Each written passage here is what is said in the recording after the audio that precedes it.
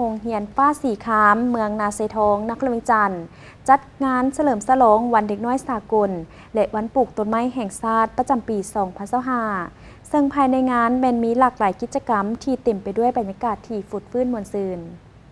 งานดังกล่าวได้จัดขึ้นในวันที่ 30 พฤษภาคม 2025 ที่โรงเรียนดังกล่าวโดยการเข้าร่วมของทานสุวรรณีเพ่งเมืองคุณหัวหน้าห้องการศึกษาธิการและกีฬาเมืองนาเซทองท่านนางบุญเหลือพรหมทัศน์ประธานกลุ่มโรงเรียนฟ้าสีคามมีนายบ้านพร้อมด้วยพ่อแม่ผู้ปกครองครูอาจารย์และน้องน้อยนักเรียนเข้าร่วมในพิธีท่านนางภูเวียงพรหมทัศน์ผู้อำนวยการโรงเรียนฟ้าสีคามได้ขึ้นรายงานพร้อมทั้งกล่าวเปิดพิธีว่า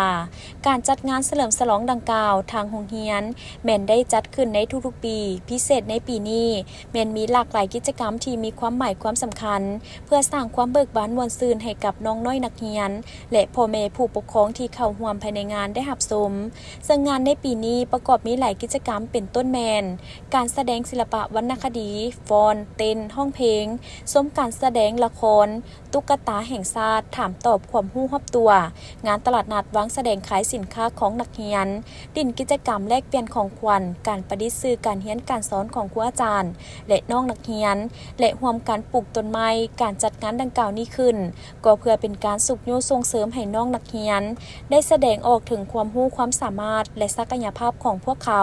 บ่ว่าจะเป็นการร้องเพลงฟ้อนเต้นแสดงละครหรือเข้าร่วมกิจกรรมต่างๆที่เป็นการสร้างความเบิกบานม่วนซื่นในการมอบความสุขหอยยิ้มที่สดใสของเด็กเพราะว่าเด็กในมื้อนี้จะต้องเป็นผู้ใหญ่ในมื้อหน้า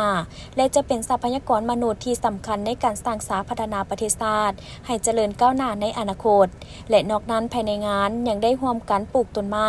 จากนั้นทั้งอำนาจการปกครองบ้านยังได้มอบปัจจัยในการสนับสนุนงานดังกล่าวจำนวน1 ล้านกีบและบรรดาผู้ปกครองหัวหน่วยธุรกิจต่างๆยังได้พร้อมกันนำเอาอาหารเครื่องดื่มและอุปกรณ์การเรียนมามอบให้กับบรรดาน้องน้อยนักเรียนภายในงานตื่มอีก